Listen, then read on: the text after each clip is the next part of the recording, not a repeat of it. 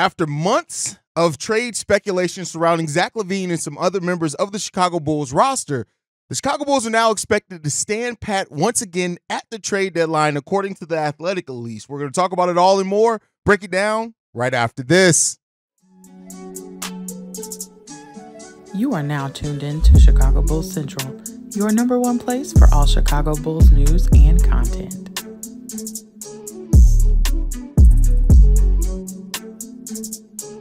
What's going on, Bulls fans? Welcome to another episode of Chicago Bulls Central, your number one spot for everything Chicago Bulls related. I'm the host here, Haize, but more importantly, you guys can follow the channel at Bulls Central Pod on every social media platform we happen to be on. With that being said, let's go ahead and get into this content. So according to Darnell Mayberry, who's been all over this trade scenario and stuff with the Chicago Bulls, he says this: a few within the organization around the Chicago Bulls anticipate the franchise making a major move, and that most will be surprised if Chicago swings a trade before the trade deadline despite interest from around the league in multiple players. There's a prevailing belief that the front office won't commit to something substantial. So what does that say? That says that this front office is ready, willing, and able to bet on continuity once again. Now, that's going to be triggering for a few Bulls fans, and understandably so, right? Now, I know that a lot of Bulls fans looked at the Zach LaVine trade and have come up with the scenario, hey, the Bulls are probably going to keep him. But there are a lot of other trade scenarios around the Bulls that are actually mentioned in this article as well that the Bulls are just prepared to turn down. Reportedly that there are teams that have interest in DeMar DeRozan and Nikola Vucevic. Now, this is the first that we're hearing this right now from Darnell Mayberry, so take it with a grain of salt, but saying that DeMar DeRozan and Nikola Vucevic would draw interest on the trade market, but the Bulls appear to be don't appear to be looking to move either one of them. Now, I've been very vocal in saying that I don't think any team would be interested in Nikola Vucevic, and I'm going to call a little bit of cap on that from Darnell Mayberry. But again, I'm not saying anything wholeheartedly. I'm sure he's more connected with the team than I am, but it seems a bit weird to hear that teams would be interested in Nikola Vucevic, considering his contract, age, and production that he's providing right now. But hey, maybe some teams look at it and say they don't worry about it.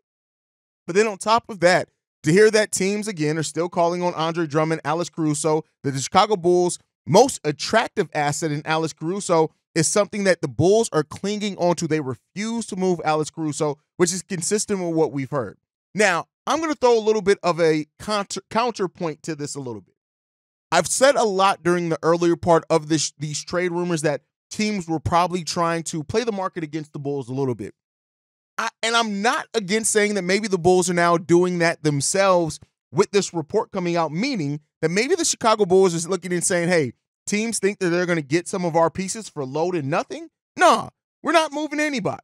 But, if you still come to the deal correct, to the table correct, we may be willing to. Now, that's a large picture portion of it. That's nothing but speculation. I'm not reporting on that by any stretch of the imagination. But this just adds to the conflicting reports that we hear week in and week out about Zach, about the Bulls, about the trade market, hearing that the Bulls have been looking into possibly moving Lonzo Ball's contract. Now that seemingly that's gone away, the Zach LaVine trade, Casey Johnson reporting not too long ago that, the Bulls, he gets the feeling from being around the team that the Bulls have to do something. Now we're hearing that they're not. It's a lot going on right now. Is posturing. There is posturing happening right now around the Chicago Bulls. That's in the trade market. It's in other things. You look at a team that's injured. To me, hearing this, that the Bulls are not willing to make any trade. I can hear that the Bulls aren't probably going to move Zach LaVine. Maybe the market isn't there for him. They're at this point, they're realizing more than not that they're going to go through the trade deadline, and Zach LaVine may still be here after that trade deadline. But to hear that you do have pieces on your roster for this core three that teams may be interested in, and there's just that reluctance from the Chicago Bulls to do anything, that's going to trigger a lot of Bulls fans to wonder what, again, is the direction that this franchise is going in when you have a core three players that if nothing else is evident on this team, those core three players do not make each other better. They all individually had solid seasons last year, but it didn't come with team success. And you keep trying to make this thing fit that is just clearly not going to fit. And the fact that this front office may have an avenue to make moves like that and they're willing to just kick the can down the road, it's going to frustrate and confuse Bulls fans on the direction when you tell us things like, You want to be a competitive team. You want to compete. You want to make a move for playoffs. You want to win now. And it's that the actions not matching the words that we say are almost like AK and Eversley don't realize what almost everybody else in the basketball world realizes right now. That's these core three players don't work together. Even with the ascension of Kobe White, it's not going to make that core three work. He's not Lonzo Ball. There was a very unique and special player in Lonzo that kind of made this all kind of fit together the best that we've ever seen it fit. And even with Lonzo projectedly coming back to basketball next year, we haven't heard anything contrary to what that original report was. It's still Lonzo is going to come back at the level he was or even to the same position that he was now with Kobe White's ascension. So it's interesting. And this doesn't mean that the Bulls maybe are just going to kick the can into the offseason. Keep in mind, even DeMar DeRozan becoming an unrestricted free agent this offseason, he was an unrestricted free agent when we had to make a sign and trade for him. And considering teams that are probably going to be interested in DeMar are going to be teams over the salary cap and over the luxury tax projectedly as well, that maybe that the Bulls are hoping, hey, even if DeMar does walk in free agency, we can get something back as far as in a sign and trade. At that point, we may not have to take much salary back. We don't have to match the salary one for one if they even have a little bit of cap space. Maybe we can get a couple of seconds. Maybe we can get it an extremely low first, especially for a team that maybe just misses out on going to the finals. Maybe they make it up to the conference finals and they look at signing DeMar. They don't want to really change too much of their team. Maybe a team like that can then say, hey, our pick is going to be 22nd. We might as well go ahead and move that for a player like DeMar. And so maybe the Bulls are trying to play that. Maybe that's me trying to give this front office as well too much credit, thinking for thinking in that. But, I hope that this front office really understands what they're doing and what they're subjecting not only themselves, but Bulls fans too, by a reluctance to make any type of. And again, this isn't just about the Zach LaVine trade. This is about Vooch. If there is truly a market if this is to believe per Darnell Mayberry, again, take it with a grain of salt. I want to be clear there. But if that's to believe, or Drummond, we hear that Drummond has a market, Ayo has a market, Caruso has a market. At some point, you have to ask yourself, what are the Bulls seeing that some other analysts, sports fans, whatever, aren't seeing, where they just keep turning down value on the market for what they have here? And I would understand if maybe the Bulls were the 6th seed, fighting for a 5th seed, even the 7th seed would maybe a chance to make it into number 6 or number 5 and avoid the play-in. If maybe they're just looking and saying, oh, we just need something to bring this together and we feel we can go on one of these deep playoff runs. We're still a team that's struggling to consistently beat teams that we're better than. So it's a lot of questions. And, this report doesn't add much clarity to anything. But as I said to you guys before, you guys know I always try to be a straight shooter with you guys on my opinions, at least in how I view things, is that this team doesn't have to make a deal. And that's something that's always there, especially on the Zach LaVine piece specifically. But you would hope that this team is trying to always improve. And it seems like this team and this front office is really betting and doubling down on, maybe they're waiting on young players. Maybe they really seen something in Julian, seen something maybe in Sanogo or Bateem, and maybe thinking like, no, these are the guys that if they just make a leap and a step, we can be right there. Maybe.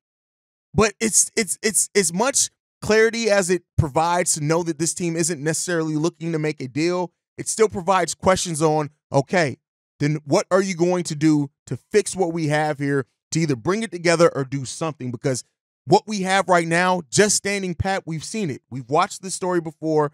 It doesn't end in anything other than a first-round exit at best. And so when you sit there and on media days and tell us things like you want and you're focused on getting this franchise back to winning because that's what the city of Chicago deserves, but then you sit there in the same time in the other hand and tell us, sit down, don't ask for shit, other than basically the Bulls fans are the kid in the store that your mama walks in there and say, don't ask for nothing while we're in here. Don't ask for nothing. We go in here to shop. Don't touch nothing. Don't ask for nothing. Because if you want something more than what we're already getting for you, you ain't getting shit. That's what this front office basically looks and tells Bulls fans after telling them beforehand, we want to put a team out there that's going to win because you deserve it. You deserve it, right? We deserve it as Bulls fans. So it's real interesting to hear that once again the Bulls could bet on continuity. And I mean, I think there may be a bit of an outrage from a lot of Bulls content creators, fans, and everything, not because we don't believe in pieces of the team, but you can't keep waiting on pieces that just don't fit together to magically start fitting. Yeah, nobody, and again, let me not say nobody, because a lot of Bulls fans are hoping for a full and total tear down and rebuild. That we all know that wasn't coming, but just because you don't go full rebuild doesn't always mean just staying the same. But I guess we'll see. This could, like I said, be posturing from the Chicago Bulls to kind of combat that trade market. I won't put that past it, but we are 8 days away from the trade deadline, and we'll see what's in store for the Chicago Bulls then. Maybe something's coming that we don't expect, and Darnell Mayberry and the Athletic don't expect.